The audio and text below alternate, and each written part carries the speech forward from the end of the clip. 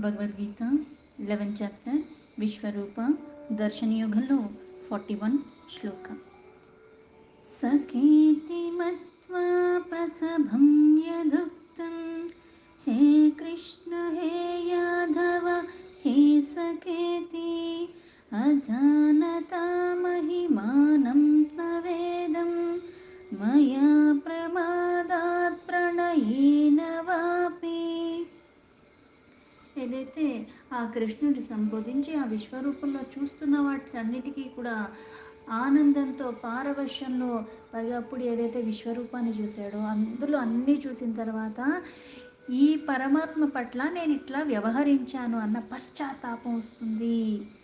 అజ్ఞానం ఉన్నంత వరకు మనం ఏం చేస్తున్నామో మనకి తెలియదు. ఎప్పుడైతే అజ్ఞానం అన్నది తొలగిపోతుందో జ్ఞాన బీజం చిగురించినప్పుడు ఏమవుతుందంటే ఇది నేను తప్పుగా అనుకోలేదే, కానీ అది కదా నేను చెయ్యవలసింది, నేను అలా ఎలా చేశాను అన్న పశ్చాత్తాపం వస్తుంది. అలాగే ఇప్పుడు అర్జునుడికి ఆ భగవంతుణ్ణి ఈ విధంగా స్తుతించి ఆయనకి మళ్ళీ మళ్ళీ నమస్కారాలు చేసి ఆ గుణరహస్యాన్ని తత్వరహస్యాన్ని అన్నీ యథార్థంగా తెలిసిన కారణంగా ఇప్పుడు వాక్కుల ద్వారే కాకుండా ఆచరణల ద్వారా ఇది వరకు తను చేసిన అపరాధాలన్నీ గుర్తించుకుని మళ్ళీ అది చెప్పి క్షమించమని అడుగుతున్నాడు ఇక్కడ ఈ శ్లోకాలలో. సఖేతి, సఖ అంటే మిత్రుడు, స్నేహభావంతో ఇద్దరూ కలిసిమెలిసి పెరిగారు. నేనెలాగో కృష్ణుడు అలాగే అనుకున్నాడు, కాకపోతే నాకన్నా జ్ఞానం ఉందనుకున్నా, నాకన్నా కాస్త ఉన్నతమైన వాడన్న భావన ఉంది, కానీ ఈ ఉన్నతం అన్నది నాకు కొలమానం లేనంతది అన్నది అప్పుడు అర్థం కాలే. అందుకుని ఆ చేసిన అపరాధాల్లో ఒకటేంటి, మిత్రుడిగా భావించాడు. ఆ మిత్రత్వం ఉన్నప్పుడు ఏం చేస్తాం, ఎరా పొరా అని ఇష్టం వచ్చినట్టు మాట్లాడతాం. కూర్చో నుంచో లేకపోతే ఏదోటి వాళ్ళ చేతిలో లాక్కోవటం ఇట్లాంటివన్నీ చేస్తూ ఉంటాం. అందుకే ఇక్కడ సఖ అని సకుడుతో మొదలుపెట్టి సఖేతి మత్వా, సఖ ఇతి మత్వా అంటే మిత్రుడిగా అనుకుని నేను అలా భావించి, ప్రసభం యదుక్తం, ప్రసభం అంటే మూర్ఖత్వంగా నేను వ్యవహరించాను, నిన్ను సంబోధించేశాను. ఇప్పుడు ఎంత కొంచెం పరిచయాలు ఎక్కువ ఉన్నా సరే మనం కొంచెం గారు మీరు అని మాట్లాడతాం. బాగా మనకి చిన్నప్పటి నుంచే బాగా తెలిసిన వాళ్ళు అంటే పేరు పెట్టి పిలుస్తాయి, లేకపోతే నువ్వు అంటాం. మనకు కొత్తగా పరిచయం వాళ్ళని నువ్వు అనైతే పిలవం. వాళ్ళతో బాగా స్నేహంగా ఉండి మనకి బాగా అలవాటు పడిపోయినప్పుడు ఏదన్నా వాళ్ళని అడగచ్చు, ఏదన్నా వాళ్ళతో మాట్లాడచ్చు. ఆచితూచి మాట్లాడాలన్నది ఉండదు మనకి. అలాగే ఆ మిత్రుడిగా భావించి నేను ఎలా పడితే అలా సంబోధించేశాను. ఆ సంబోధించే దాంట్లో ఎలా పిలిచాడు, హే కృష్ణ హే యాదవ. ఆ కృష్ణ అన్న పేరుంటే ఏ కృష్ణ, ఎలా అయితే మనం ఏ సుధీరో మధువో ఏమైనా పేర్లు ఉన్నాయంటే అశోకు ఇవన్నీ ఉన్నప్పుడు ఏం చేస్తారు, ఏయ్ ఇట్రా. ఎలా అయితే మన పిల్లలు ఉన్నారు వాళ్ళ మీద కూడా ప్రేమ ఉంటుంది, వాళ్ళ పేర్లు పెట్టి మీరు గారు అని పిలుస్తామా, ప్రేమ ఉంది. కాకపోతే ఏం చేయాలి, ఏయ్ ఇట్రా, ఒక్కోసారి పేరు కూడా పిలవం. ఏయ్ ఓయ్ ఇటు చూస్తున్నావా అని అనేస్తూ ఉంటాం. అలాగే ఏయ్ కృష్ణ, అలాగే ఏయ్ యాదవ అంటే ఆ వంశానికి జన్మించిన వాడు అని చెప్పి అలా కూడా పిలుస్తూ ఉంటారు. కొంతమంది మనకి ఈ పరిహాసానికి కడితే పెద్దవాళ్ళు మన ఇంటి పేర్లు పట్టుకుని ఏయ్ నువ్వు ఆ కుటుంబానికి చెంది అందుకుని ఏమంటారు, ఇంటి పేరు పెట్టి పిలుస్తుంటారు. మీ వాళ్ళందరూ ఇంతే అని, లేకపోతే ఇట్లాంటి వాళ్ళకి ఇట్లాంటి అలవాట్లే ఉంటాయని ఇంటి పేరు పెట్టి అంటాలు ఇవన్నీ జరుగుతూ ఉంటాయి. అంటే నిజంగా ఏదో మన మీద ద్వేషంతో అని కాదు, కానీ ఆ ఉన్న స్నేహం కొద్దీ అలాగ కొన్ని కొన్ని మాట్లాడేస్తూ ఉంటాం. అలాగే ఆ వంశానికి జన్మించిన వాడని యాదవ, ఓ యాదవ అని పిలిచాను, ఏ కృష్ణ అని పిలిచాను, హే సఖేతి ఓ ప్రియమిత్రమా అని కూడా నేను సంబోధించి పిలిచాను. అజానత అంటే అజ్ఞానంతో, అవన్నీ నేను జ్ఞానంలో ఉండి చెయ్యలేదు. కానీ అంటే ఇక్కడ ఇంకోటి అర్థం చేసుకొని నేను అలా పిలిచాను క్షమించమని అడుగుతున్నాడు. ఇక్కడ పశ్చాత్తాపం ఎవరికి వస్తుందంటే శుద్ధత్వం వచ్చినప్పుడు. ఆ శుద్ధత్వం ఎలా వస్తుంది అంటే ఆ పాపరాశి పోయినప్పుడు. పాపరాశి ఎప్పుడు పోతుంది అంటే పుణ్యం సంతరించినప్పుడు. పుణ్యం ఎప్పుడు వస్తుంది అంటే నిష్కామ భావంతో నువ్వున్నట్టు. ఆ నిష్కామ భావంతో ఉన్న గలిగే స్థితి నీకెప్పుడొస్తుందంటే వాసనలు పోయినప్పుడు. అంటే నేను ఇలా నీ పట్ల వ్యవహరించినా సరే నా మీద ఇంత దయ చూపిచ్చి నన్ను కరుణించి మళ్ళీ ఈ విశ్వరూపానికి పాత్రత నాకు కలిగిచ్చావు. నువ్వేంటో నాకు తెలియకుండా నేను నీ పట్ల ఎలా పడితే అలా నేను వ్యవహరించినప్పటికి కూడా నా మీద నీ ప్రేమ ఎంత అపారమైనదంటే ఆ అజ్ఞానంలో ఉన్న నన్ను జ్ఞానం వైపు తీసుకొచ్చావు. అజ్ఞానాన్ని తొలగించే మార్గాన్ని నాకు చూపించావు. అది నీకు పనికిరాదన్న హితబోధ కూడా చేశావు. నేను అవన్నీ అజ్ఞానంలో చేశాను. జ్ఞానం వచ్చింది కాబట్టి ఇది తప్పని అర్థమైంది. అందుకు నా పశ్చాత్తాపం ఇంకా ఎక్కువైపోయింది. మహిమానం తవేదం, నీ మహిమను నీది నేను తెలుసుకోలేకపోయాను. ఆ మహిమతో కూడుకున్న నువ్వు ఎరుగలేకపోయాను. అది కూడా మళ్ళీ దేనికి? అజ్ఞానవశమున తెలుసుకోలేకపోయాను. ఇంత మహిమతో కూడుకున్న వాడివి నాకు తెలియకుండా నా స్నేహభావంతో బంధుప్రీతితో ఇలా నేను తూలనాడినట్టుగా నేను నీతో ఎలా పడితే అలా వ్యవహరించాను. అలా నేను చెయ్యకూడదు కదా, కానీ అది అజ్ఞానము. మయా ప్రమాదాత్, అందుకుని నయ చేత ఇలాంటి నిర్లక్ష్యంతో అవన్నీ జరిగాయి. ప్రణయేన వాపి, ప్రేమతో, అది కూడా ఇప్పుడు నిర్లక్ష్యం అని చెప్పడానికి ఎలా అంటే ఇప్పుడు బాగా ముద్దొచ్చినప్పుడు మనమేం పిల్లలనైనా సరే పేరు పెట్టి ఏం పిలవం. ఆ పేరులో కూడా ఏయో 2, 3 అక్షరాలు కుదించి దాంతోనే పిలుస్తూ ఉంటాము. ఏరా ఒరేయ్ అంటూ ఉంటాము. ఇలా ఏదో ఒకటి ప్రేమతోనే. కానీ ఒకసారి ఏమైపోతుంది అంటే ఆ ప్రేమది శృతి మించినట్టుగా అవుతుంది. అది అజ్ఞానమే, ఇది అజ్ఞానమే, కాకపోతే పరిమితిలో ఉంటావు. చులకనగా తీసుకోకుండా ఏది పడితే అది అనేయచ్చు అని నోరు జారకుండా ఉంటావు. ప్రేమతో మాట్లాడినా ఎంత స్నేహం ఉన్నా ఏదున్నా సరే మళ్ళీ ఒక పరిమితి ఉన్నది. భక్తిలో పరిమితి లేదు. అపారంగా ఉన్న పరమాత్మను అపారంగానే నువ్వు పూజించుకో, తప్పు లేదు. కానీ ఇక్కడ అజ్ఞానం ఉన్నంత వరకు ఏమవుతుందంటే మన పరిమితి మనం మర్చిపోతూ ఉంటాము. ఆ పరిమితిని దాటి వ్యవహరిస్తూ ఉంటాము. కానీ ఇవన్నీ నేను ప్రేమతోనే చేశాను, కానీ నిర్లక్ష్యంగా చేశాను, అజ్ఞానంలో చేసేసాను, నాకు ఇది తెలియక చేశాను అన్న భావంలో ఇది చెప్తున్నాడు. శ్లోకానికి యథాతథా మీనింగ్ తీసుకుంటే, సఖీతి మత్వా ప్రసభం యదుక్తం, హే కృష్ణ హే యాదవ హే సకేతి, అజానతా మహిమానం తవేదం, మయా ప్రమాదాత్ ప్రణయేన వాపి. నీ మహిమను తెలుసుకోలేక అజ్ఞానంతో స్నేహభావంగా స్నేహితుడే అని భావించాను, చనువు కొద్దీ పొరపాటున నిర్లక్ష్యంగా. హే కృష్ణ, ఓ యాదవ వంశవుడా, ఓ మిత్ర అంటూ తొందరపాటులో ఆలోచించకుండా నిన్ను ఎలా పడితే అలా నేను సంబోధించేశాను. ఇక్కడ ఆ విరాట స్వరూపాన్ని దర్శనం చేసుకునే సమయంలో అందులో అన్నీ కనపడుతున్నాయి. భూత భవిష్యత్ వర్తమానాలు కనిపిస్తున్నాయి. అయితే నీ కర్తవ్యాన్ని నుంచి వైదొలగకుండా చంపేది నువ్వు కాదు, నువ్వు నిమిత్త మాత్రుడివి, ఇవన్నీ చెప్పాడు. ఇప్పుడు ఎక్కడైతే ఆ బాధ తొలగిపోయింది, అలాగే అక్కడ ఉన్న బాధతో కూడుకుని ఇక్కడ మళ్ళీ ఎటువంటి పరిస్థితులకి దారి తీస్తుందో అన్న అపోహ తొలగిపోయింది. ఎందుకు? జరిగేది జరక్క మానదు. నేను నిమిత్త మాత్రం, నా చేతిలో ఏమీ లేదు. ఇది జరగకూడదు, అది జరగకూడదు, ఇలా చేస్తే ఇలాగే జరుగుతుంది, ఇలాగే ఉండాలని అనుకుంటూ ఉంటాము. కానీ అలాగే జరుగుతుందంటే అది వాస్తవం కాదు. జరిగేది జరక్క మానదు. నువ్వు నిమిత్త మాత్రం. ఇది చేశాను కాబట్టి అది జరిగింది అనుకుంటావు. నిజంగా నేను చెయ్యటం వల్ల కొన్ని జరుగుతూ ఉన్నాయి. నా భావన, నా వాసన, గుణాలు, ఇవన్నీ కూడా అవన్నీ తొలగించుకోవడానికి చేయాలి. మళ్ళీ కొత్తవి అంటించుకోకుండా ఉంటూ కూడా చేసుకుంటూ వెళ్ళాలి. అయితే నీ యొక్క మహిమ నాకు తెలియక ఈ విరాట స్వరూపాన్ని చూసిన తర్వాత కొలమానానికి వీలు కానటువంటి ఆ పరమాత్మ అప్రమేయుడు, ఆ ఐశ్వర్య గుణ గణ ఇటువంటి అన్నిటికీ ప్రభావాలకి మూలమైన వాడని ప్రత్యక్షంగా చూసిన తర్వాత అవన్నీ చూసి నీ మహిమలన్నవి లెక్కబెట్టడానికి వీలు లేదు, చూడటానికి వీలు లేవు, అర్థం చేసుకోవడానికి అంతకన్నా సాధ్యం కానిది అందుకని అవన్నీ చూసిన తర్వాత అజ్ఞానవశమున నేను నిన్ను ఎలా పడితే అలా ఎలా చేసేసానే, యథార్థంగా ఇది నాకు నిజంగానే ముందుకు తెలియలేదే, తెలిస్తే నేను అలా చేసేవాడిని కాదే, నా ప్రవర్తన అలా ఉండేది కాదే, నా అపరాధాలన్నీ కూడా నన్ను క్షమించు.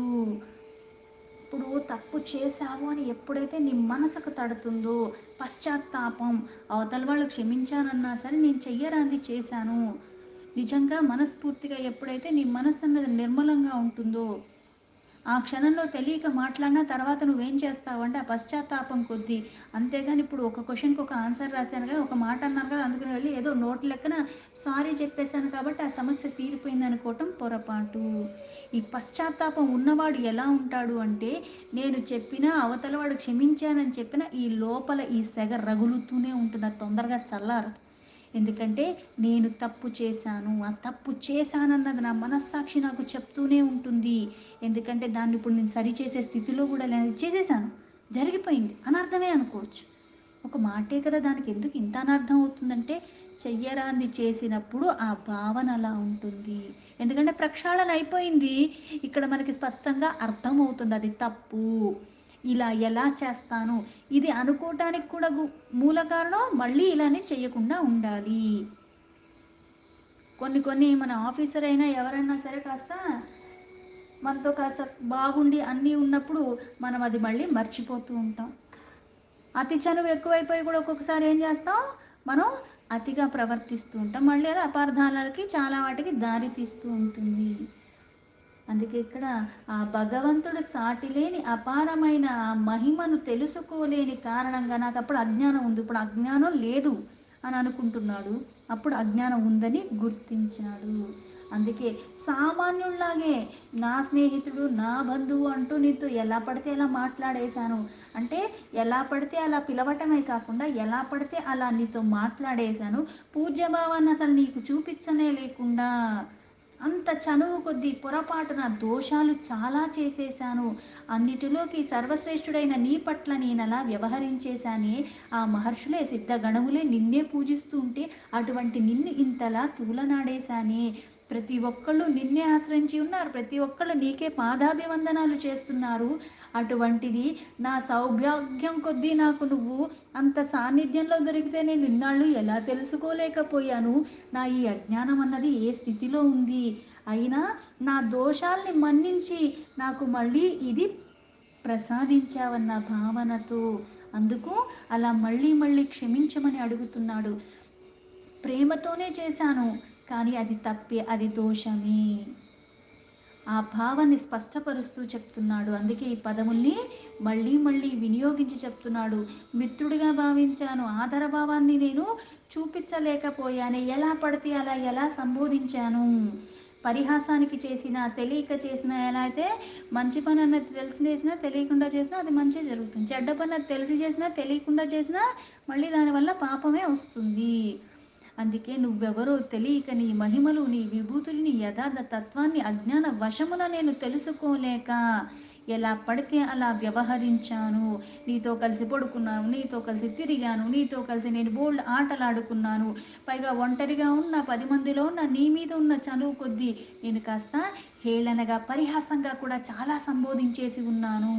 ఇప్పుడు ఒక్క రోజులైనా ఇన్ని చేసాం అనుకుందాం, చిన్నప్పటి నుంచి కలిసిమెలిసి ఉన్నప్పుడు ఇప్పుడు మనకు బుద్ధి పుట్టాక ఇంత గుర్తొస్తుంది కదా అంటే, నా 40 ఏళ్ళ వెనక్కి ప్రతిరోజు ఏం చేశాను అన్నది నాకు గుర్తుంటుందో, అప్పుడు నాకైతే గుర్తులేదు.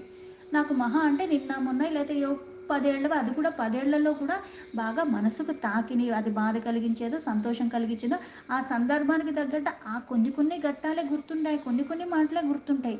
నాకు పుట్టినప్పటి నుంచి ఇప్పుడు దాకా నాకు అన్నీ ఏం గుర్తుండవు.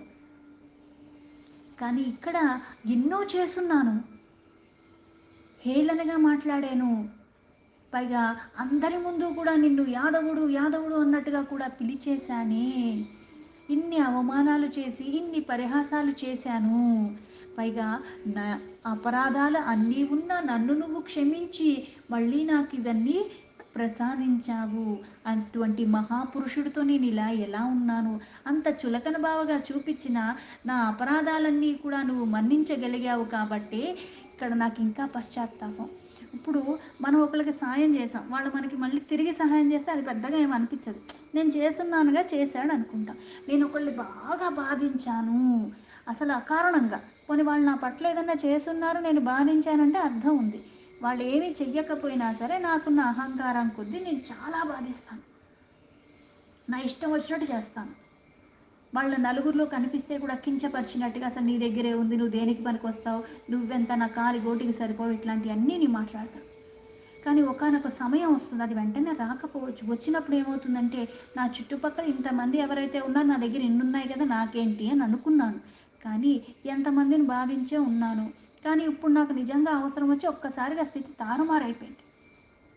నా అన్నవాళ్ళే నన్ను పట్టించుకోకుండా అందరూ నన్ను ఏకాకిని చేసినప్పుడు, నేనింత బాధించిన మనిషి వచ్చి నేను అడగకుండానే నాకు సహాయం చేసినప్పుడు అది నాకు నిజంగా ఈడ్చి కొట్టినట్టు అవుతుంది. ఒక్కసారి కాదు, రోజు కొట్టినట్టే అవుతుంది.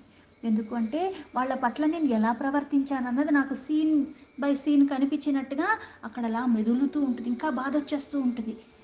అంటే ఇంత చేసినా మళ్ళీ నా వల్ల ఏది ఆశించకుండా నేను చేసిన వాళ్ళే నన్ను వదిలేసి వెళ్ళిపోయారు.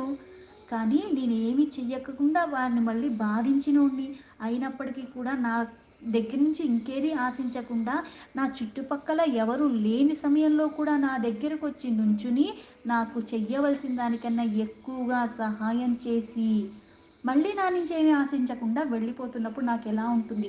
ఆ పశ్చాత్తాపం అన్నది ఇంకా ఇంకా లోపల నుంచి వచ్చేస్తూ ఉంటుంది. అది నోటి మాటలతో కాదు, వ్యక్తపరచలేని స్థితిలోకి వెళ్ళిపోతావు. అందుకే ఇలా ఆ పశ్చాత్తాపం ఈ రకంగా వస్తుంది. నేనలా పరిహాసంతో ఎన్ని మాట్లాడేశానో నీతో. ఎప్పుడైతే ఈ తత్వం అర్థమైందో, ఇప్పుడు మనం కూడా పరమాత్మ అంటే అందరికీ తెలుసు. అందరికీ పరమాత్మ అంటే ప్రీతి ఉంది, భక్తి ఉంది, అన్నీ ఉన్నాయి. అందుకే కదా ఇన్ని వ్రతాలు చేస్తున్నాం, పూజలు చేస్తున్నాం, అన్నన్ని జరుగుతూ ఉన్నాయి. అయితే ఎప్పుడైతే అసలైన యథార్థ తత్వం అర్థమవుతుందో, ఒక్కొక్కటి కొన్ని కొన్ని వినేటప్పుడు కొన్ని కొన్ని మనకి తెలుసుకునే ప్రయత్నం, ఆ సాధన అన్నది చేస్తూ చేస్తూ ఉంటే క్రమేణా ఎప్పుడైతే ఆ అవగాహన వస్తుందో, ఆ తత్వం అర్థమయ్యే కొద్దీ మన మీద మనకే అసహ్యం వేస్తుంది.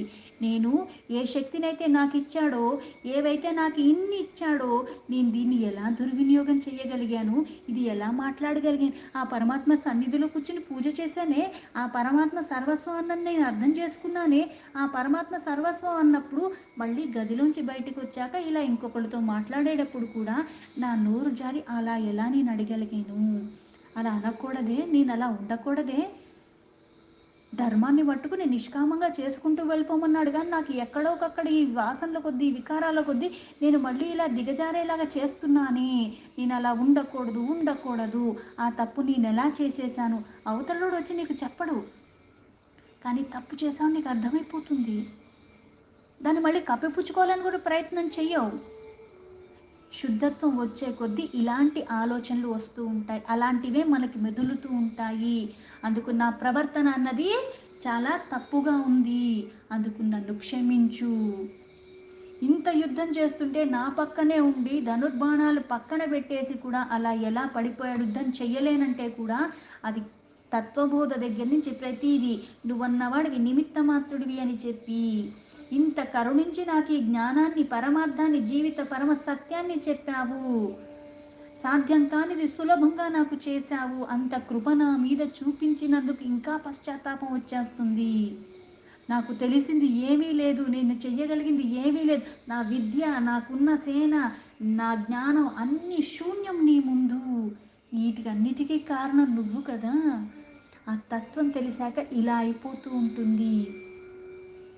అందుకే నేను నీ ముందు ఎంత అలాంటిది నన్ను కరుణించి నాతో ఇంతలాగా ఉన్నావా?